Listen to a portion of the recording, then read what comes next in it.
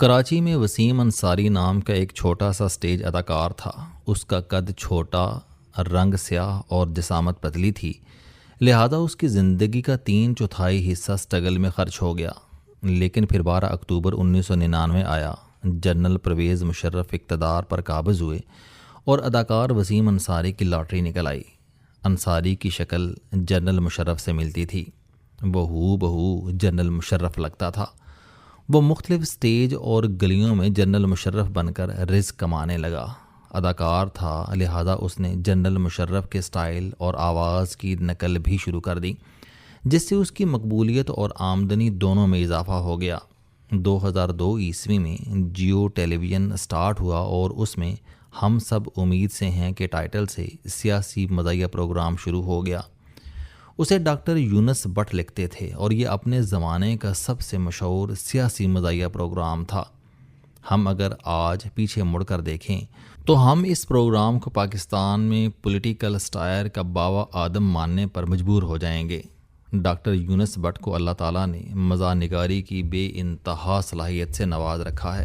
ان کا آغاز کالم نگاری سے ہوا، لیکن پھر یہ ٹی وی پر گئے اور سرمایہ اور مقبولیت دونوں جی بھر کر کمائے۔ ڈاکٹر یونس کے پروگرام نے بے شمار اداکار اور اداکارائیں متعارف کرائیں، جن میں صبا قمر، وینا ملک، مہوش حیات، فضا علی اور وسیم انصاری بھی شامل تھے۔ ڈاکٹر یونس بٹ وسیم انصاری کو جنرل پرویز مشرف کے روپ میں ٹیلی ویژن سکرین پر لے آئے اور یہ دنوں میں مشہور ہو گیا۔ جنرل پرویز مشرف خود بھی اس کی اداکاری انجوائے کیا کرتے تھے۔ وہ چودھری صاحبان اور پاکستان مسلم لیگ کاف کا زمانہ تھا۔ F8 اسلام آباد میں چودھری شجاعت حسین کے گھر کے سامنے سڑک تک گاڑیاں ہوتی تھیں۔ میں نے چودھری صاحب کے کمرے کے باہر تک لوگوں کو بیٹھے دیکھا۔ یہ صبح سویرے پہنچ جاتے تھے اور ان کے بیڈ روم کے سامنے بیٹھ کر ان کے اٹھنے کا انتظار کیا کرتے تھے۔ 2005 عیسوی میں مجھے ایک رات چودھری صاحبان نے کھانے کی دعوت دی۔ میں ان کے ڈرائنگ روم میں داخل ہوا تو سامنے صوفے پر وسیم انصاری جنرل پرویز مشرف بن کر بیٹھا تھا اور چودھری شجاعت، چودھری پرویز الہی، چودھری وجاہت حسین اور ان کے باقی جوڑی دار ان کی اداکاری کو انجوائے کر رہے تھے۔ میں بھی ان میں شامل ہو گیا۔ ہم رات 1 بجے تک وہاں رہے۔ مجھے پتہ چلا کہ چودھری صاحب نے وسیم انصاری کو خصوصی طور پر کراچی سے بلایا تھا اور یہ وزیر اعلیٰ پنجاب کے طیارے پر اسلام آباد آیا تھا۔ مجھے یہ بھی پتہ چلا کہ چودھری صاحبان نے اس کا ماہانہ وظیفہ طے کر رکھا ہے، لیکن آپ وقت کا ہیر پھیر دیکھیں۔ ایک وہ وقت تھا جب جنرل پرویز مشرف کی پرچھائی کو بھی خصوصی سلام پیش کیے جاتے تھے، جب جنرل مشرف جیسا دکھنے والے اداکاراؤں کو بھی جہاز بھجوا کر بلوایا جاتا تھا۔ لیکن پھر ایک وقت ایسا بھی آیا جب 5 فروری 2026 کو اصلی جنرل پرویز مشرف کی برسی تھی، مگر کراچی میں اس کی قبر پر صرف اس کی بیگم اور 2 ملازم تھے۔ پھولوں کے ہار بھی صرف 2 تھے۔ یہ ملازم بھی بیگم صاحبہ کے ساتھ آئے تھے۔ انہوں نے بھی دعا کی اور واپس چلے گئے، جبکہ ان لوگوں میں سے کسی شخص کو جنرل مشرف، اس کی قبر اور اس کی برسی یاد نہیں رہی، جو کبھی اسے دکھنے والے اداکاراؤں کو بھی سر پر بٹھاتے تھے، جنہیں یہ خصوصی جہاز بھجوا کر بلاتے تھے اور اپنی میز پر کھانا کھلاتے تھے۔ وقت بھی کتنی ظالم چیز ہے۔ چودھری صاحبان جنرل پرویز مشرف کے سب سے بڑے بینیفیشری تھے۔ جنرل مشرف کے پرنسپل سیکریٹری طارق عزیز انہیں اقتدار تک لے کر آئے تھے۔ طارق صاحب FC کالج میں چودھری برادران کے کلاس فیلو رہے تھے۔ ان کے والد سیشن جج تھے۔ ان کا تبادلہ گجرات ہوا تو چودھری شجاعت کے والد چودھری ظہور الہی نے ان کے خاندان کی بہت ٹیک کیئر کی تھی۔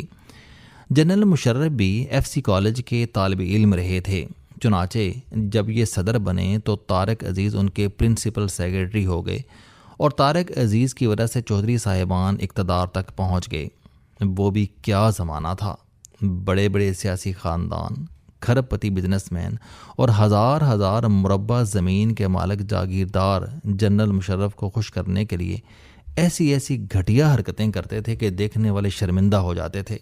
مجھے ایوان صدر راولپنڈی آرمی چیف ہاؤس کی ایک تقریب یاد ہے۔ اس میں جنرل پرویز مشرف ٹن ہو کر گانا گا رہے تھے۔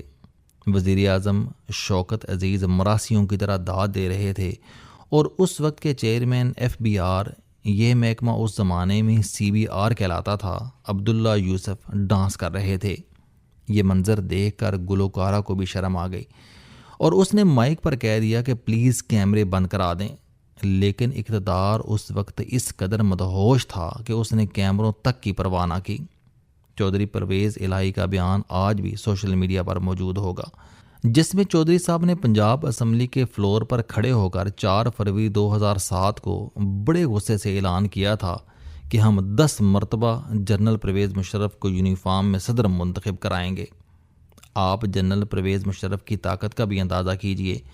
جنرل نے لال مسجد پر فوج چڑھا کر سینکڑوں بچیاں شہید کرا دیں اور آخر میں مدرسہ اور مسجد دونوں مسمار کرا دیں اور مہینوں تک بچیوں کی لاشیں ملبے میں دبی رہیں۔ چیف جسٹس افتخار محمد چودھری کو آرمی ہاؤس بلا کر استعفے کا حکم دے دیا اور کراچی میں 12 مئی 2007 کو MQM کے ذریعے پورے شہر میں لاشیں بچھا دیں، اور اس شام اسلام آباد میں حکومت کی اس عظیم فتح کا جشن منایا گیا اور جنرل نے مکے لہرا کر کہا کہ کراچی میں عوام نے طاقت دکھا دی۔ لیکن پھر وقت کا پھیر دیکھیں، یہ جنرل مشرف 28 جولائی 2007 کو ابوظہبی میں اس بے نظیر بھٹو کے سامنے بیٹھا جس کے بارے میں یہ کہتا تھا اوور مائی ڈیڈ باڈی۔ پھر اس نے سیاستدانوں کو NRO دیا، پھر اس کا یونیفارم اترا، پھر اس نے صدارت سے استعفیٰ دیا اور پھر وہ پوری دنیا میں خوار پھرتا رہا۔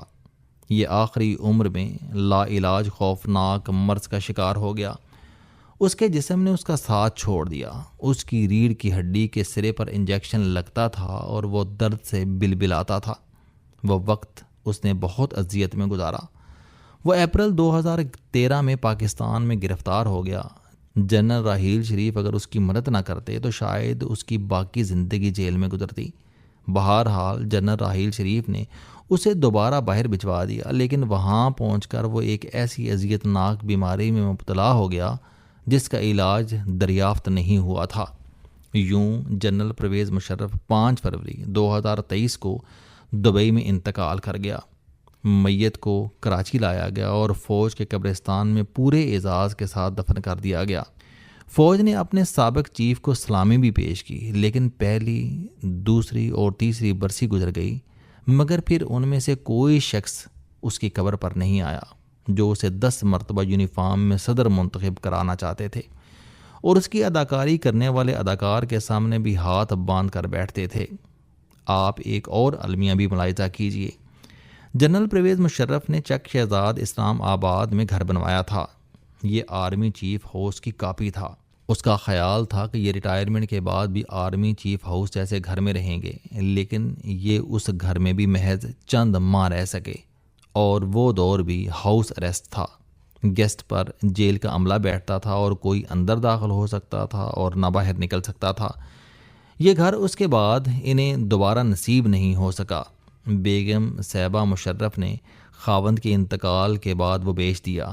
اب اس میں کون رہتا ہے کوئی نہیں جانتا، اور اس کے بعد اس میں کون رہے گا یہ بھی کوئی نہیں جانتا۔ افسوس، جنرل پرویز مشرف کو بھی اپنے خدا ہونے کا یقین تھا، لیکن وہ بھی اب اپنے اس یقین کے ساتھ قبرستان میں لیٹا ہے، جبکہ اسے 10 مرتبہ یونیفارم میں صدر منتخب کرانے والے ہسپتالوں کے بستروں پر لیٹ کر اپنی باری کا انتظار کر رہے ہیں۔ یہ ہے ان لوگوں کا انجام جنہیں اپنے خدا ہونے کا یقین تھا۔ کاش آج کے خدا بھی اس انجام کا اندازہ کر سکیں۔